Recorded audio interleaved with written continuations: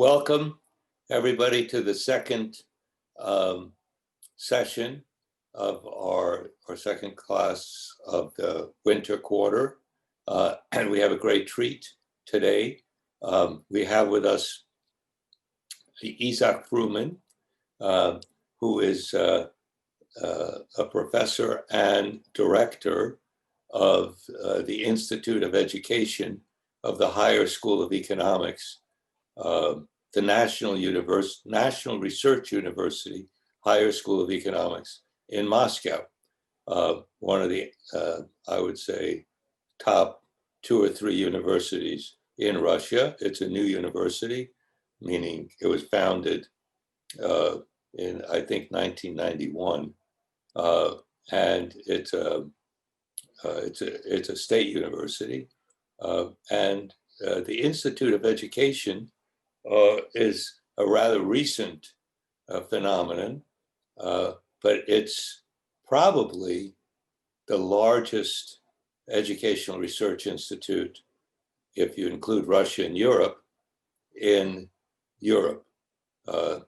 Has a large number of professionals working there, doing research and teaching. And Isaac, in addition, he has a long history. He's been a teacher. He's been a director of a school. He's from Krasnoyarsk. Krasnoyarsk was a big city in Siberia.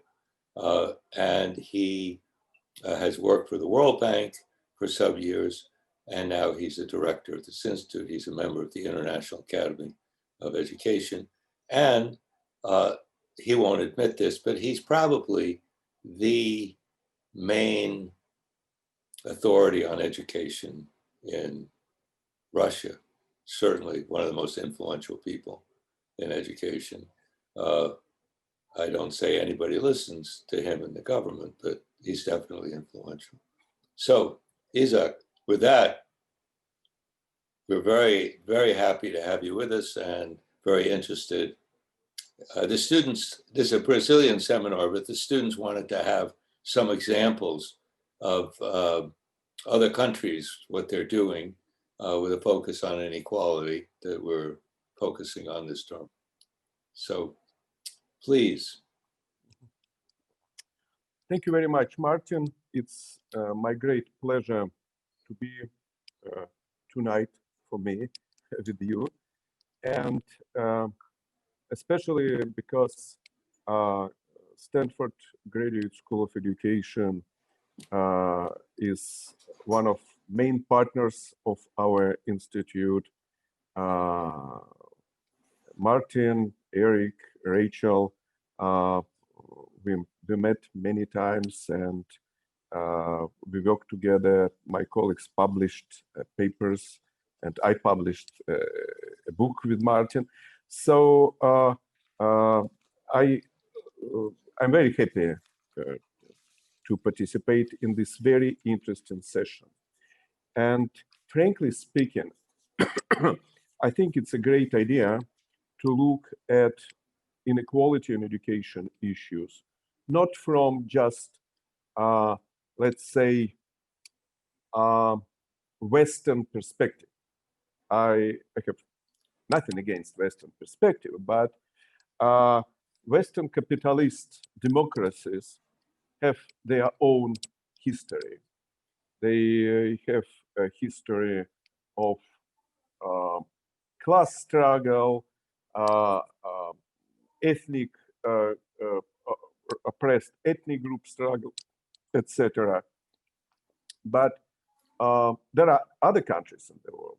There are developing countries, and frankly speaking, when I think from my experience at the World Bank specialist, and I used to work in India, Afghanistan, and I do know the difference in how they approach and how they think about these issues. But there is also another big group of countries that experienced socialist revolutions, and they experienced social reform, socialists reform.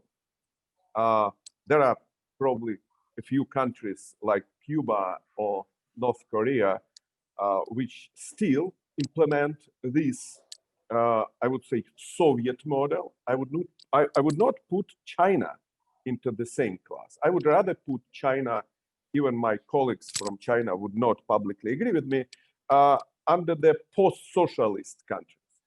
And if you look at this post-socialist world, which definitely includes Central and Eastern Europe, Central Asia, Caucasus, some Asian countries, you would see that and China, you would see that more than probably 1.5 billion people live in these countries. And they have very different story related to educational equality.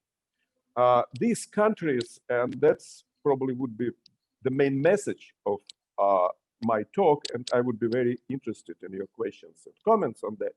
These countries have unique experience of rapid declining of equal education opportunity.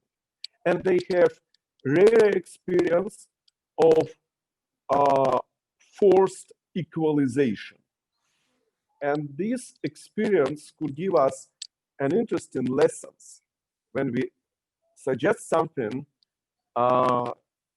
in terms of fighting with inequalities. We can think about this particular experience. When the famous book by Jonathan Kozol, Savage Inequalities, was published, as I remember, in 1991, Children in America's Schools. And 1991 was the year when I first came to the Western country. I think it was Australia, and then it was US, and I opened this book. It was very popular at that time, and I thought, wait a second, why they are writing about that? Equality, what's wrong? Why it is interesting? And so, and I even gave a talk. Probably it was at University of Washington in Seattle, with very similar title, From Savage Equality to Savage Inequalities, because I realized that my country is moving toward inequality. So today, my presentation will include 3 parts. And the first part will be very short, I hope. It has a lot of information, but I don't want to spend much time on that. It will give you a general context. What is a Russian education system today? The second part is more analytical, and it's how I see the history of the Soviet legacy in terms of inequalities.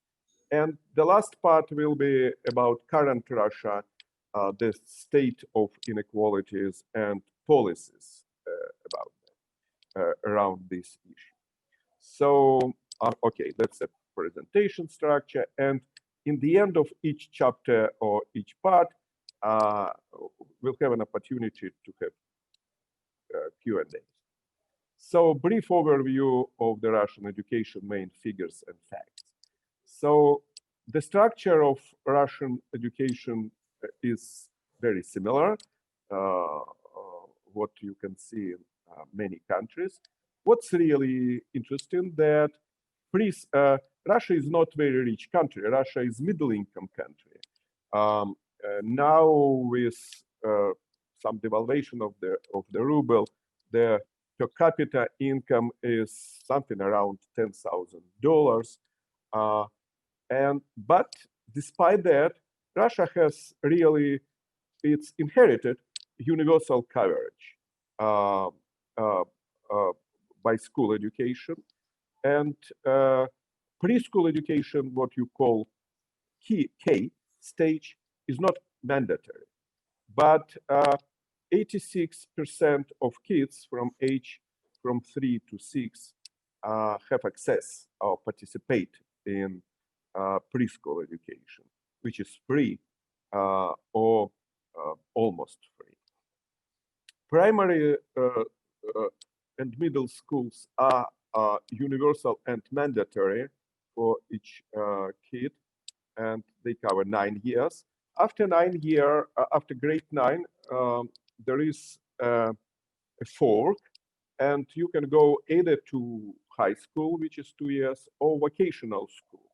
After vocational schools, by the way, after it's like community college, you can go to university, but usually people do it part-time, and mainly universities are fed by graduates of high schools, and then we have similar degree system, bachelor, master, and doctorate. What is peculiar? Russia, if you look at the countries with the highest coverage, highest access to higher education, Russia will be in top 10. But in top 10 countries, it has the lowest per capita GDP. So having this, there are no other countries among top 10 universally with universal higher education with relatively low per capita. So that's again a legacy, but it's also the sign of very big interest of the population to have higher education degree. And I will have a slide later on, but I can tell you that the premium for higher education, the rate of return for higher education is significantly higher than for the technical college education, something like 60% and 5% compare with school leavers. What another peculiar feature of Russian education system is extracurriculum education for kids. It emerged in Soviet times as a part of political and social education. It includes also sport and music schools. And what's interesting that in many post-socialist countries, this sector was completely abandoned or privatized. Russian authorities maintained somehow this sector to be funded from the state budget. So almost 2/3 of kids have access to this extracurriculum program, and more than half of them are free. So it's relatively free education. So a few other contextual facts. Russia is the largest by the size country in the world, and it's a federation. It has 85 provinces. Together with Martin, we wrote a book about higher education in federal countries. And Russia is a strange federation. It's very centralized federation. But school education and vocational education are responsibility of the provinces. And they have a lot of freedom, despite state national education standards. And what's very important for the further conversation, and maybe interesting for my Brazilian colleagues, that there are 22 ethnic regions among these 85 provinces.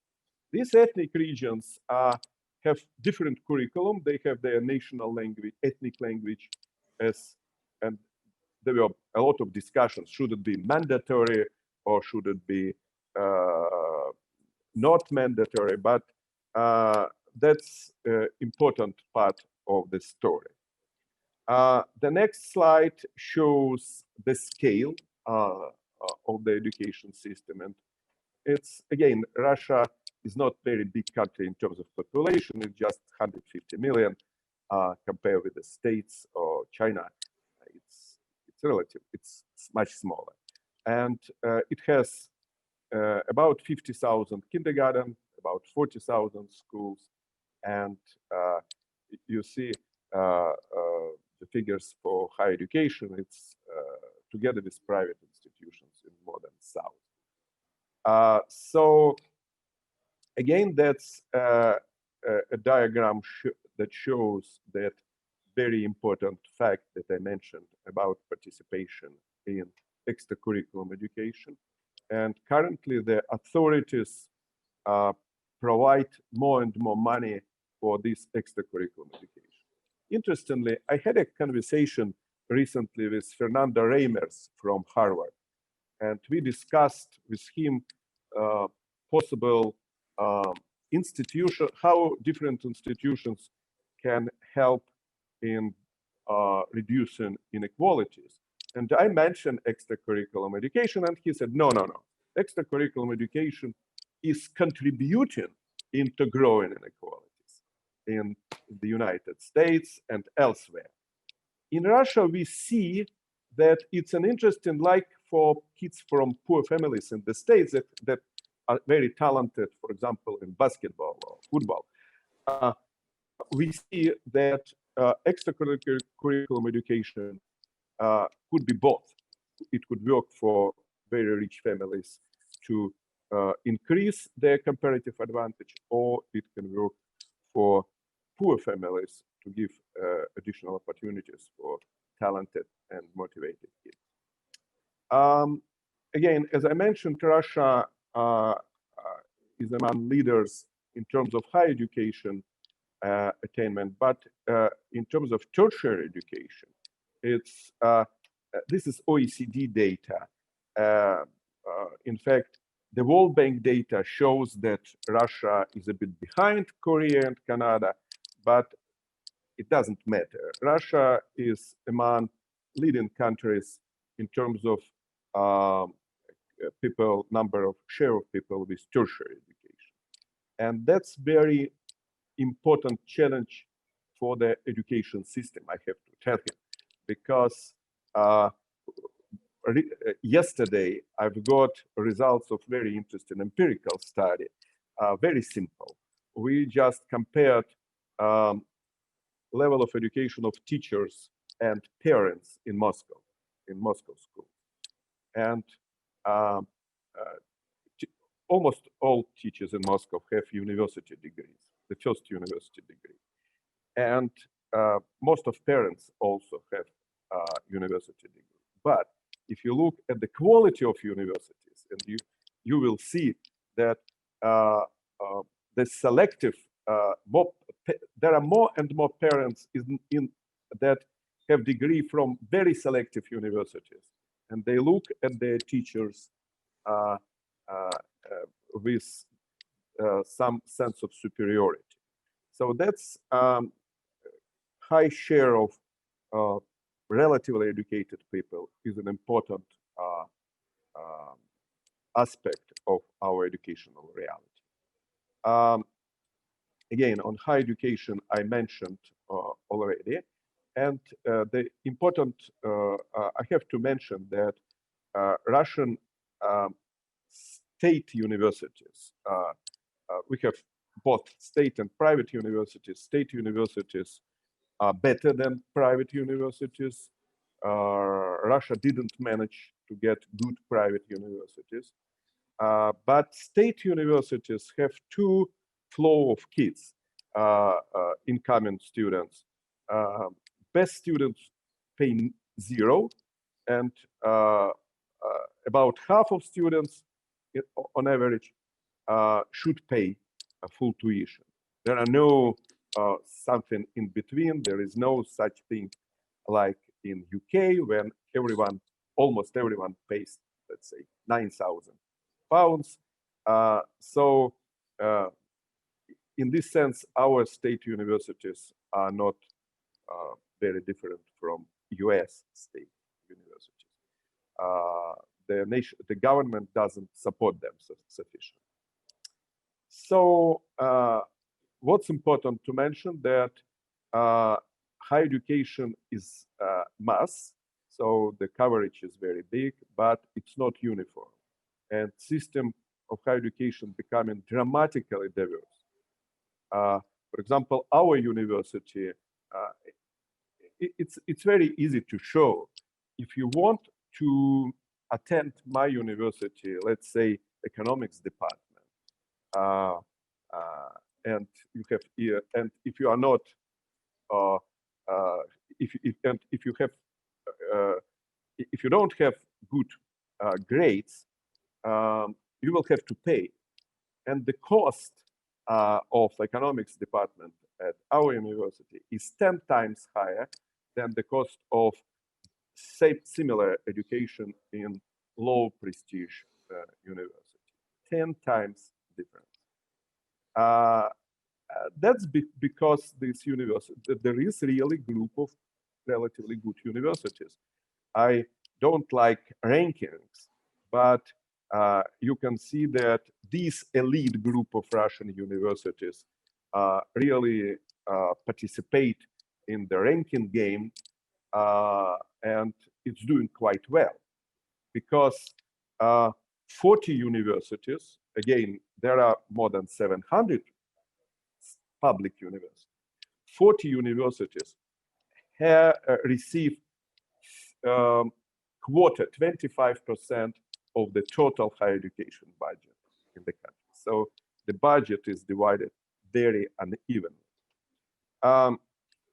Okay, a few words about the quality of education. There are different measures. And if you look at TIMSS or PIRLS results, Russia still shows very good results. And if you look on PISA results, Russia was much below OECD average, and now it's kind of closing the gap.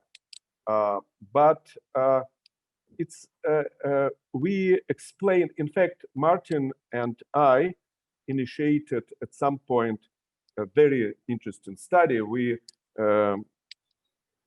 influenced OECD to do PISA on TIMSS sample in Russia. So we have the same kids doing PISA and TIMSS. And we wanted something, you can imagine, we wanted something very interesting. For example, like to show that students who are good in TIMSS, they would do bad in PISA and vice versa. But there were no surprising things. The lines were very similar. Just PISA line was a bit more, a bit below TIMSS. And the reason is that Russian curriculum is really on hard knowledge and not much about application of the knowledge. So there are some issues, but again, one cannot say that Russian education is really has really poor quality. I will later show you that there are big differences between students from different social economic groups and from rural and urban territories. But when you look on average, you would see relatively good results. And the percentage of students below the minimum literacy level is lower than OECD average, but high level is also low. I mentioned already the wage premium. There is very big, relatively big wage premium for higher education. And at the same time, you know, Martin really overestimated my influence on education in Russia. The government doesn't want to listen people with data. But when we showed this data that Russia spent as a percentage of GDP less than most countries it competes with, I showed this data to the person in the Department of Education of the government. And he said, well, we are very efficient. So yeah, that's a way to look at these figures, but Russian education is underfunded. And we see really deterioration of the quality. We see the decline in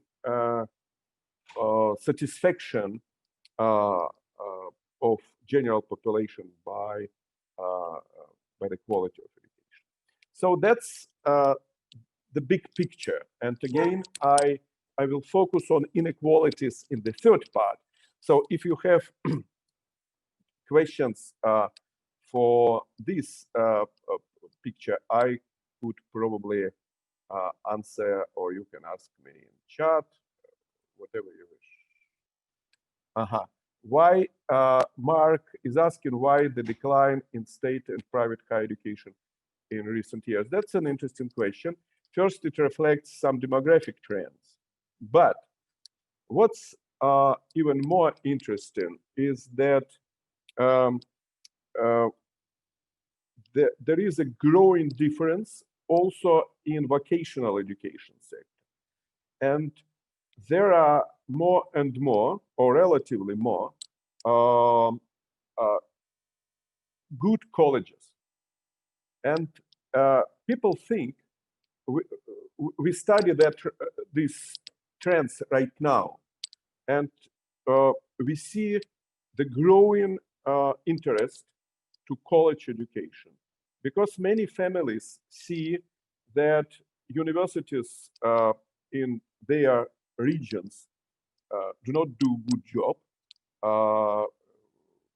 There are a lot of unemployed youth after bad universities.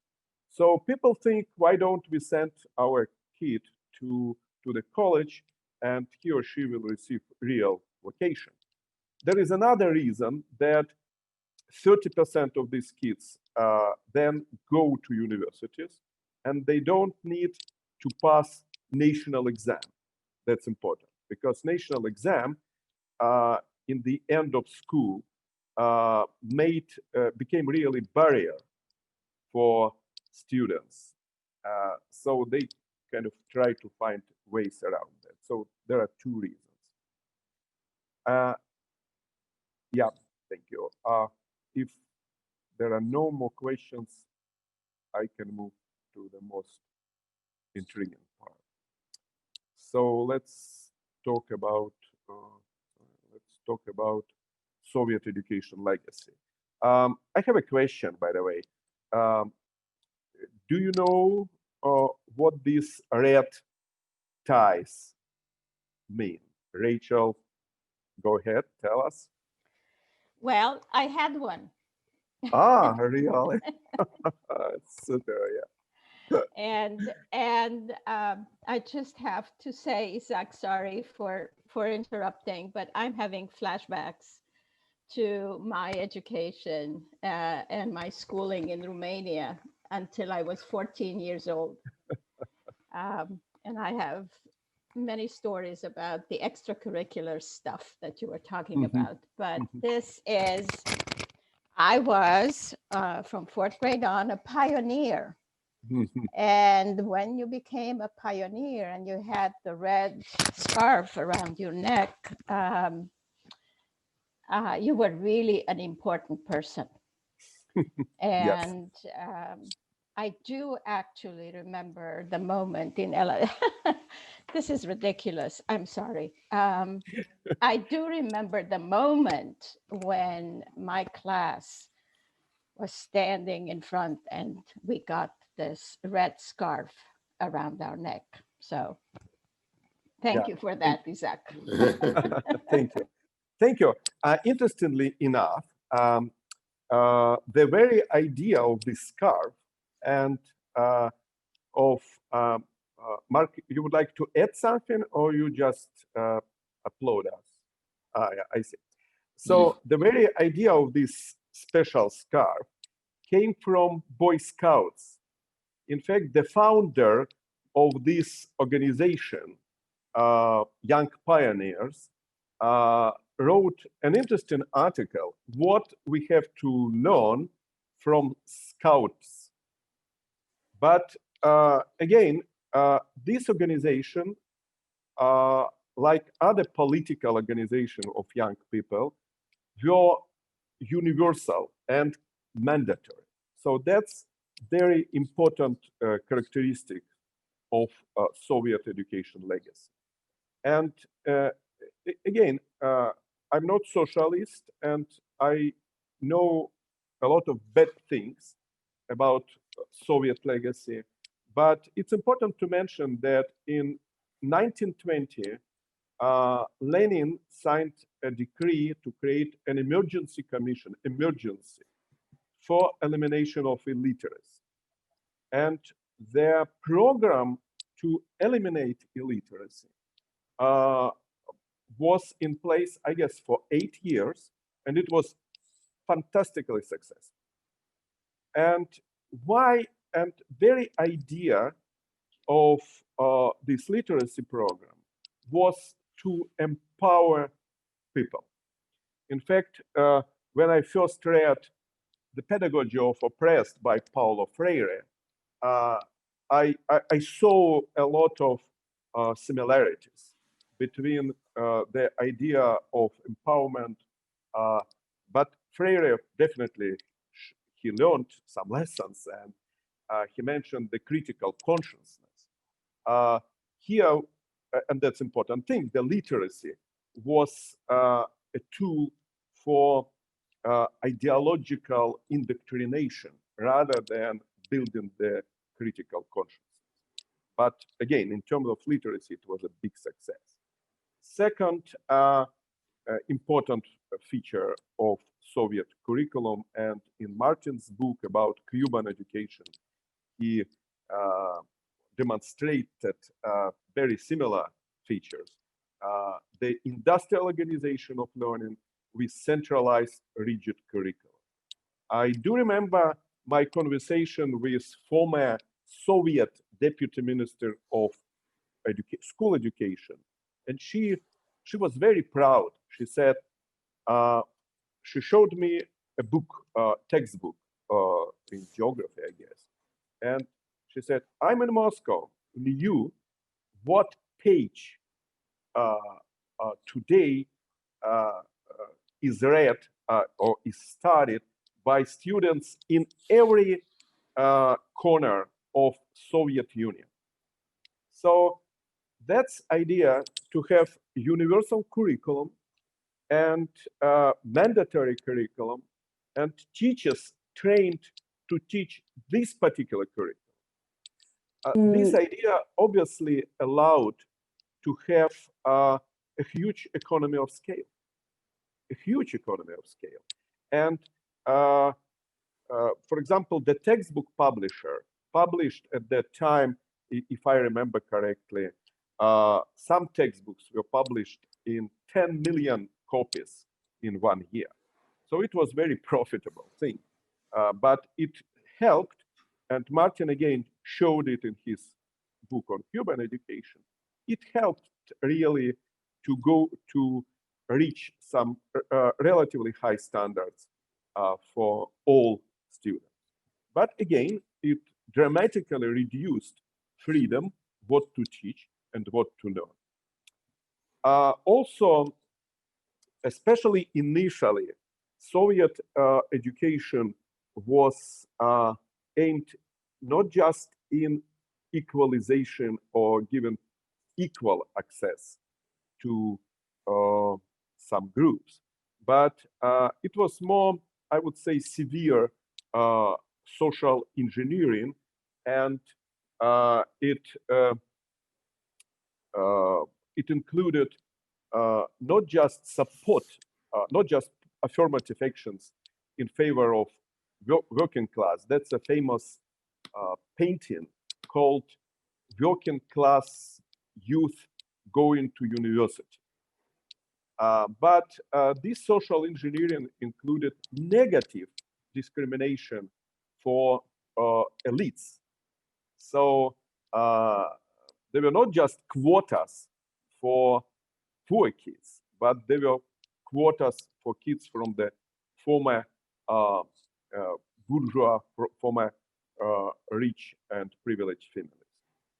Again, I mentioned already indoctrination through, again, very similar political organizations that were also responsible for social development of kids. So frankly speaking, I remember like Rachel, I had this red scarf. And I do remember that we as young pioneers, we're responsible not just for repeating political slogans, but also for behaving properly. And some people, some students from low income and low social class families indeed had their first social experience there. So let me mention briefly the stages of Soviet educational policies in terms of social engineering or equality. I partially use the work of Sheila Fitzpatrick, I guess, about Soviet education, but I tried also to make my own typology or periodization of the policies. And first, until 1931, there was very deliberate social engineering work. And it's interesting that John Dewey visited Russia in 1929. And he wrote, when he was back, he wrote a book, Impressions from the Revolutionary World. And he mentioned that that's the first time in his life when he sees such a link between school and real world. And he was very enthusiastic about that. Because, that's true, because the whole idea was to give all students, also from privileged group, the experience of real labor, but also this period was period of very aggressive negative discrimination. It's by definition, discrimination is negative, but I have to use this adjective to contrast with positive discrimination, because there was a huge program of positive discrimination, working class universities aimed in the creation of new intelligentsia. Also, which was very important at that time, there was a big program of development for previously oppressed ethnic groups. And there is a great book by Terry Martin from Harvard called Affirmative Action Empire. In fact, the title of the book is Affirmative Action Empire, where he shows how Soviet government established quotas, how Soviet government helped small ethnic groups to create their alphabet, their written language, and they printed textbooks in these languages. So that was an interesting period, but then during Stalin's time, mainly in reality, we can see that there was a meritocratic educational policy with elements of positive discrimination at higher education level. So, in fact, direct positive discrimination was abandoned direct discrimination of educated groups was abandoned. The positive discrimination not. But social mobility was achieved mainly not through discrimination, but through expansion, unified system. So Soviet authorities developed these very rigid standards that they tried to impose throughout the system. What's interesting, after Stalin, the Russian Soviet elite became, as any elite, they became very concerned about their own kids. Okay, I need probably 8 more minutes. And they did everything possible to start stratification of schools and universities. So even the minimal standards were mandatory for all schools and universities, but probably famous Orwell phrase that all animals are equal, but some are more equal than others, was this famous sentence was implemented. Because I can give you an example. We studied recently why why Soviet government established specialized schools with additional language training, foreign language training.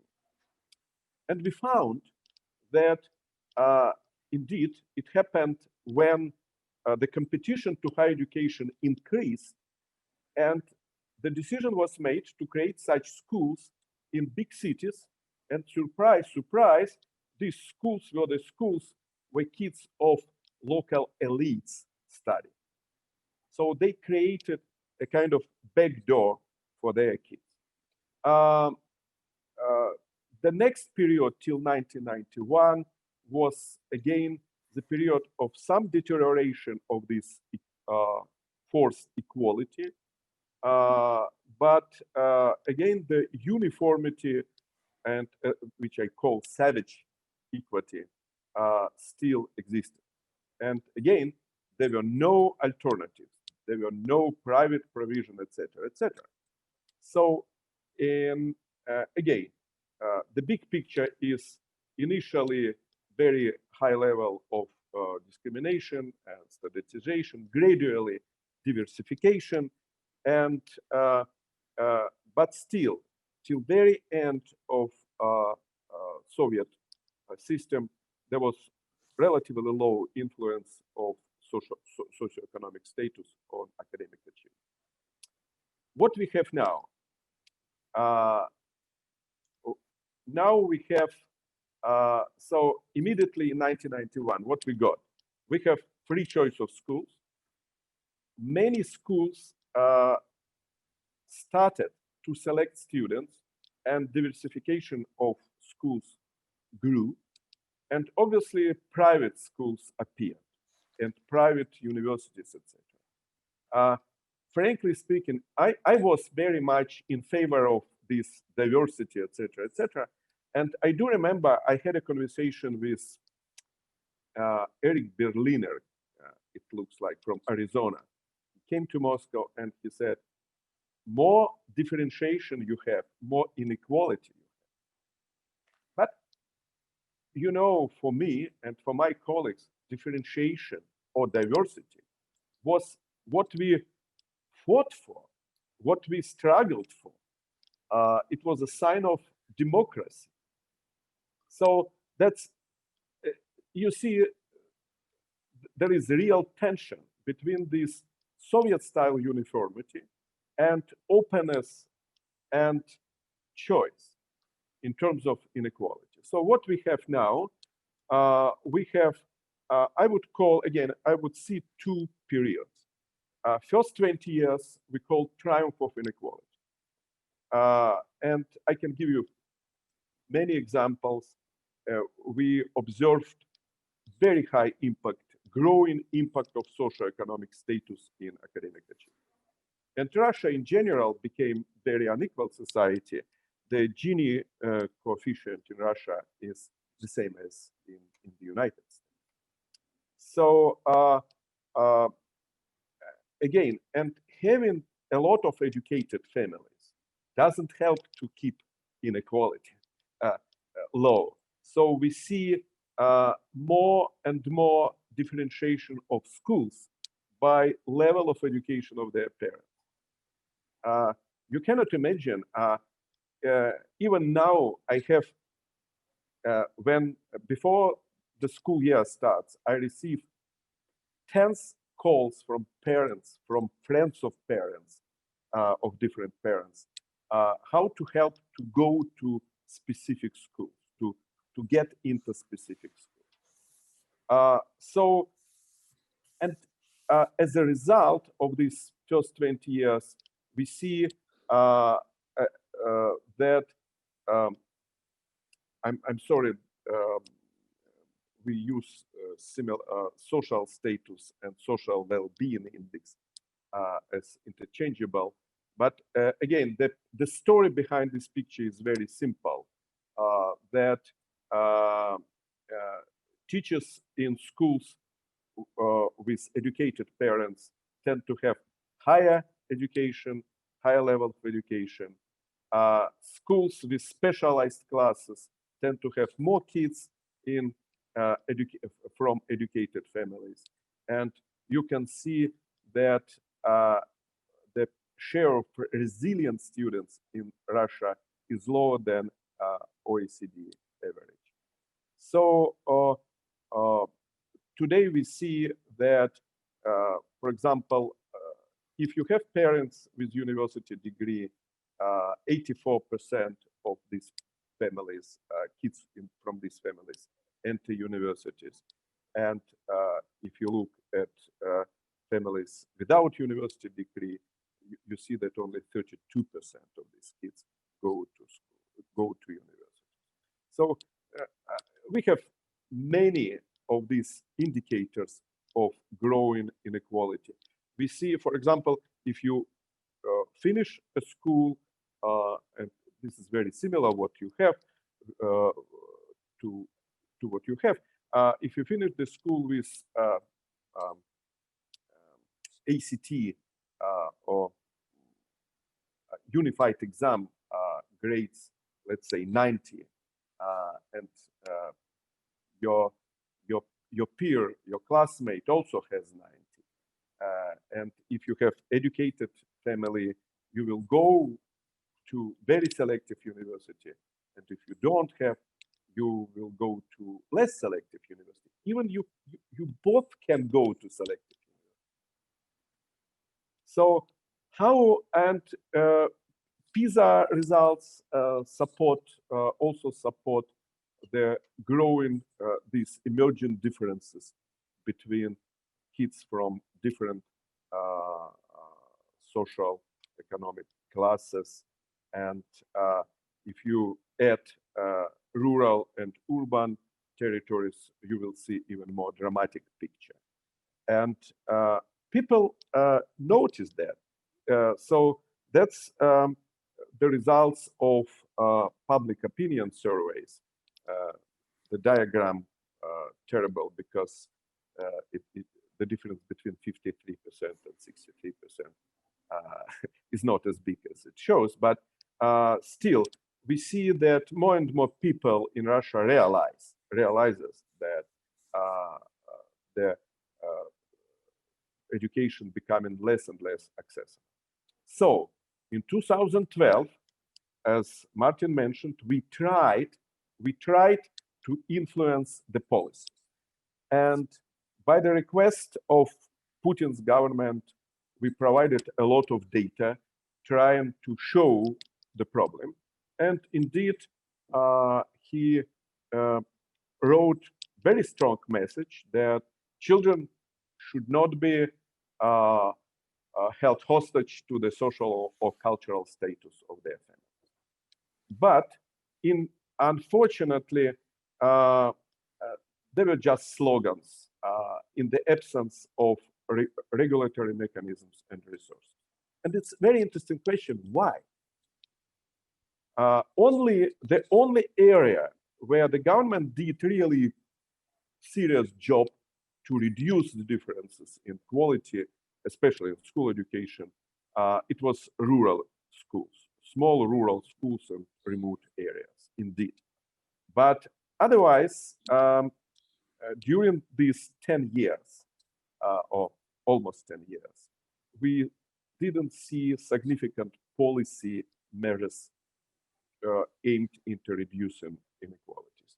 Even when we tried in 2018, we wrote a big report on education strategy, 12 solutions for new education. And one of members of my group said, we cannot succeed with the idea of equality. We have to use different rhetoric. So we decided that we'll use rhetoric of the success for everyone, which is indeed a bit different. So every child should be successful. But the rhetoric of inequality, positive discrimination is not popular. Just in 2020, we managed to work with the ministry and some other institutions and to suggest federal program called School of Equal Opportunities, aimed into 3,000 schools with low results, but it's really not systemic change. So for some reasons, the society refuses to recognize the urgency of the problem and the need for positive differentiation or discrimination. That's it, Martin. And we can have a discussion.